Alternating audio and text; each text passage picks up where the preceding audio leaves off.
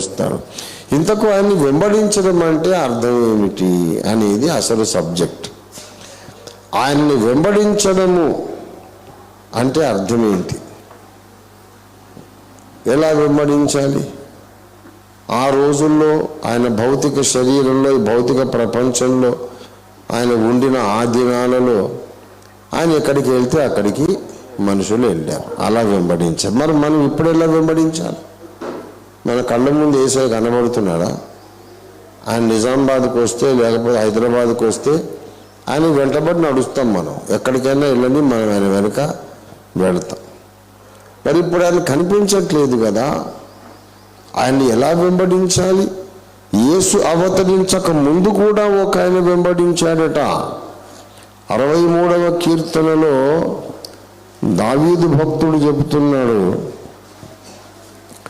నా ప్రాణము నిన్ను అంటి వెంబడించుచు. 8వ వచనం 63:8, నా ప్రాణము నిన్ను అంటి.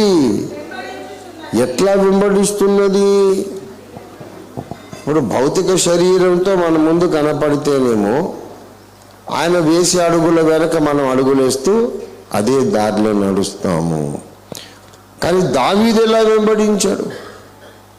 ఇప్పుడు నేను ఎలా వెంబడించాలని మనం ప్రశ్నించాం. మరి దావీదు ఎలా వెంబడించాడు? ఆయన కళ్ళ ముందు ఆయన నడుస్తున్నాడా? దయచేసి గమనించాలి.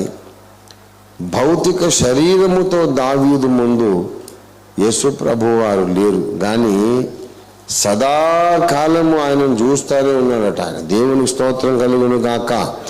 అపోస్తలుల కార్యాలు 2వ అధ్యాయము 25వ వచనం, ఆయనను గూర్చి దావీదు ఇట్లను 2:25,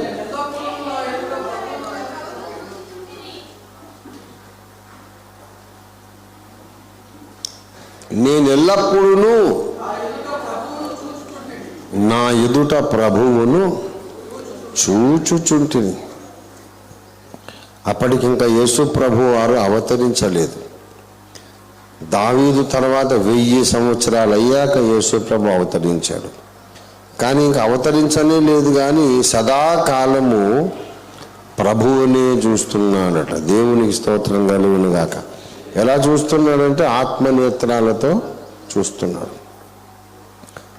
మోషే కూడా చూశాడట. ఇంకప్పటికి 1500 ఏళ్ళ తర్వాత కానీ యేసు ప్రభువారు అవతరించలేదు. హెబ్రీ పత్రిక 11వ అధ్యాయము 27వ వచనం, విశ్వాసమును బట్టి అతడు అదృశ్యుడైన వానిని చూచుచున్నట్లు స్థిర బుద్ధి గలవాడై.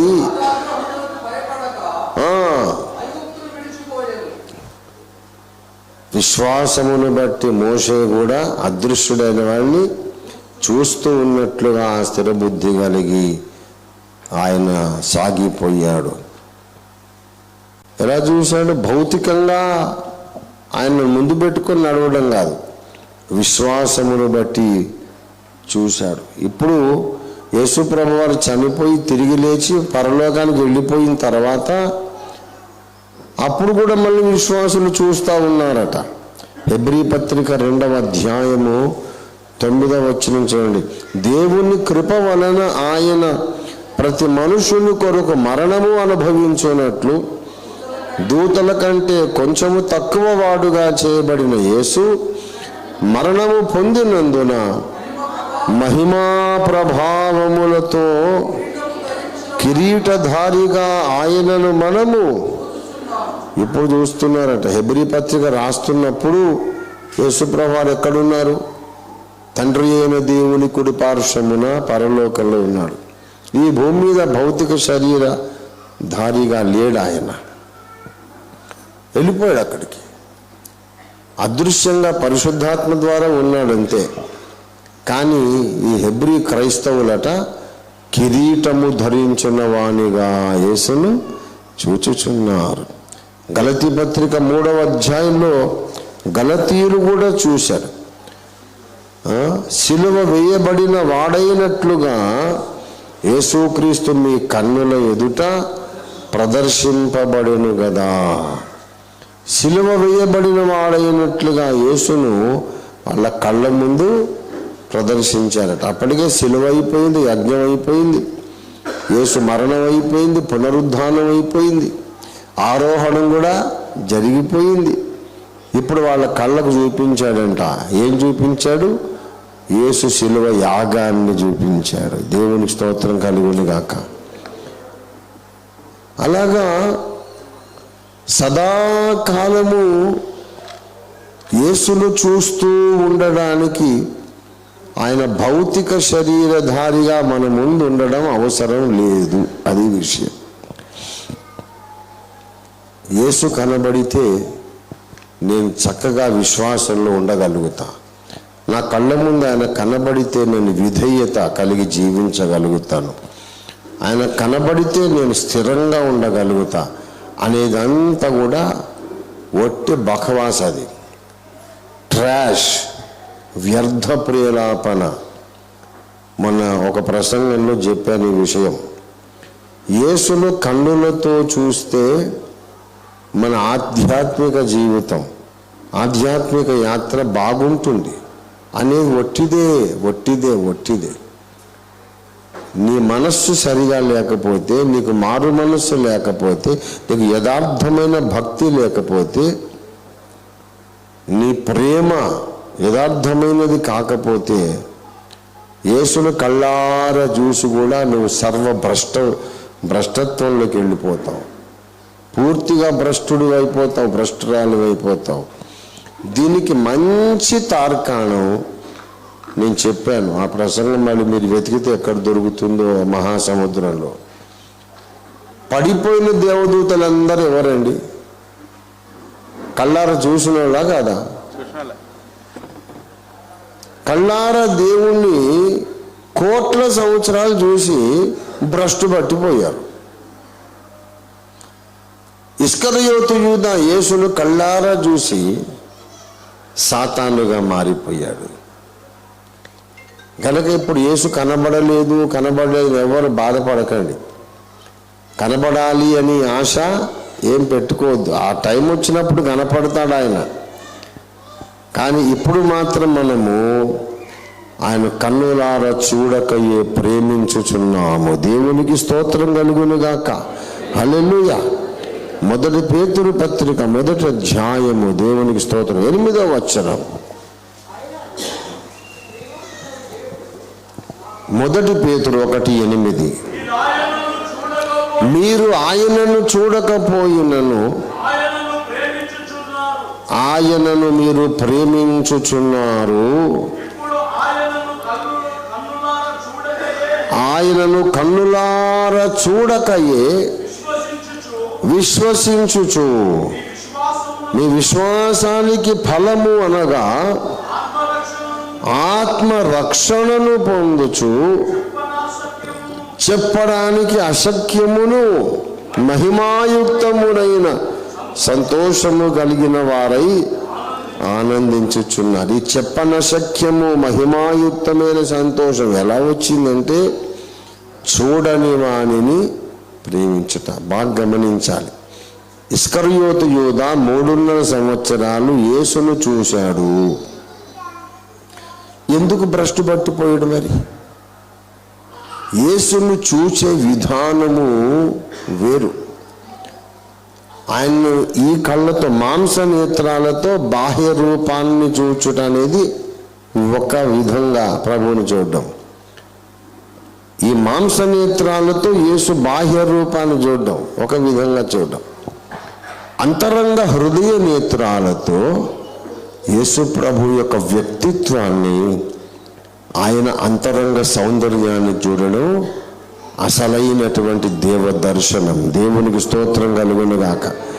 వాడు చెడిపోడు, ఇంకా వాడు భ్రష్టుడు ఎప్పటికీ కాడు. మాంసనేత్రాలు గోలిమారు. అరే, అసలు కళ్ళే లేని వాళ్ళు చాలా మంది రక్షణ పొందారు. కళ్ళు లేని వాళ్ళు అందులో రక్షణ పొందలే. ప్రముఖ ఆంగ్ల కవి John Milton was a blind man. అద్భుతమైనటువంటి కావ్యాలు రాశారు. ప్యారడైజ్ లాస్ట్, పారడైజ్ రీగెయిన్ అద్భుతమైనటువంటి కవిత్వం రాశాడు. ఎట్లాగ మానవ జాతి పాపంలో పడిపోయింది, మళ్ళీ ఎలాగా మళ్ళీ రెస్టోర్ అవుతుంది అనే విషయాలు రాశారు ఆయన. Paradise last and regained. పడిపోయినటువంటి మానవ జాతి బంగారము కొరకు ఆశపడి, వజ్రాల కొరకు ఆశపడి, ధనరాశుల కొరకు ఆశపడి గనులు తవ్వుతూ పాతాళానికి దగ్గరగా వెళ్ళిపోతున్నారు అని రాశాడు. అటువంటి ప్రెషస్ ఇన్సైట్స్ జాన్ మిల్టన్ గారి పారడైజ్ లాస్ట్ అనే కావ్యంలో ఉంటాయి. ప్రియులారా, మా అక్కయ్య బిఏ లిటరేచర్ చదువుకున్నప్పుడు ఆమె పుస్తకాలన్నీ ఆమె కంటే ముందు నేను చదివాను. అప్పుడు నాకు జ్ఞాపకం ఇది. వజ్రాలు బంగారం కావాలన్నట, దాని కొరకు గనులు తవ్వుతుంటే ఎక్కడికి వెళ్తున్నాడు వీడు? రాను రాను పాతాళానికి ఇంకా దగ్గరైపోతున్నాడు, పరలోకానికి ఏమో దూరమైపోతున్నాడు అని రాశారు. ఇంత గొప్ప దృష్టి కలిగిన జాన్ మిల్టన్ అంధుడు. నాకు తెలిసినటువంటి మంచి భక్త శ్రేష్ఠులు ఉన్నారు, వాళ్ళకు చాలామందికి కళ్ళు లేవు. కాబట్టి కళ్ళు ఉండేది గొప్ప సంగతి కాదు. ఈ కళ్ళతో ఏదో చూడాలని ఆశించు. యేసయ్యన్నాడు, చూచి నమ్మిన వాళ్ళకంటే చూడక నమ్మిన వారు ధన్యులు. ఆత్మనేత్రాలతో యేసయ్య యొక్క ఆత్మ సౌందర్యాన్ని మనం చూడగలిగితే ఇక అది గట్టిగా వెల్డింగ్ చేసినట్టు అయిపోద్ది అన్నమాట. అది ఊడిపోదు. దేవునికి స్తోత్రం కలుగును గాక. ఎప్పటికీ ఆ బంధము తెగదు. యుగ యుగాలు యేసులో మనం ఏకమై ఏకాత్మయైపోతాం. దేవునికి స్తోత్రం కలుగును గాక. అప్పుడు మనము దేవునితో ఏకాత్మగా మారిపోతాం. మనం ప్రభువును చూడాలి. ఎట్లా చూడాలంటే 3.5 ఏండ్ల కాలములో ఈ స్పష్టత గమనించండి. 3.5 ఏండ్ల భూలోక జీవిత కాలంలో యేసును చాలామంది చూశారు. పిలాతు కూడా చూశాడు యేసును, హేరోదు కూడా చూశాడు యేసును, పరిసయ్యులు చూశారు, దేవాలయ అధికారులు ప్రధాన యాజకులు చూశారు. అంతమంది యేసును కళ్ళారా చూసి ఏమన్నా లాభమా? ఏమండి, యేసు ప్రక్కన అటొకడు ఇటొకడు 2 నేరస్తులు వేలాడదీయబడ్డారు సిలువలో. ఇటు నేరస్తుడు యేసును చూశాడు, ఇటు నేరస్తుడు యేసును చూశాడు. కానీ ఒక్కడికే యేసు యొక్క అసలియత్ క్యా హై, ఆయన అసలు ఎవరు వానికి ఒక్కరికి కళ్ళు తెరుచుకుని, నీ రాజ్యముతో మళ్ళా నువ్వు వస్తావయ్యా భూమి మీదికి. ఇప్పుడు ఏదో నేను సిలువేస్తున్నాను కానీ నువ్వు వస్తావు. వచ్చినప్పుడు నీ రాజ్యమే ఉంటుంది. ఆ రాజ్యంలో నన్ను జ్ఞాపకం చేసుకోమన్నాడు. దేవునికి స్తోత్రం. అంటే భూమి మీదికి రానయ్యున్న రారాజు ఈయనే అని వాడికి కళ్ళు తెరుచుకున్నాయి. దేవునికి స్తోత్రం కలుగునుగాక. కానీ అక్కడ ఉన్నటువంటి సైనికులకు కానీ, సిలువేమని కేకలేసిన వాళ్ళకి కానీ, అటుపక్కన ఇంకో దొంగకు కానీ ఎవరికి కళ్ళు తెరుచుకోవాలి.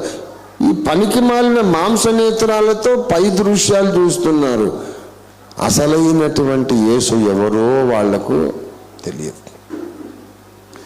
కాబట్టి మనం యేసును చూడాలి. ఎలా చూడాలంటే, యేసు ఇహలోక జీవిత కాలంలో ఆయన్ను చూసిన వేలాది మంది లాగా మనం చూస్తే లాభం లేదు. యేసు భూమి మీద జీవించిన దినాల్లో 1000 మంది చూశారు. అట్లా చూస్తే లాభం లేదు. ఆయన అవతరించక ముందు మోషే చూసినట్టు, దావీదు చూసినట్టు, ఆయన ఆరోహణమైన తరువాత హెబ్రీయులు చూసినట్టు, గలతీ సంఘము చూసినట్టు ఆత్మనేత్రాలతో యేసు యొక్క యథార్థ ఆత్మ సౌందర్యాన్ని మనం చూడగలగాలి. దేవుని స్తోత్రం కలుగునుగాక. అప్పుడు మరి వెంబడి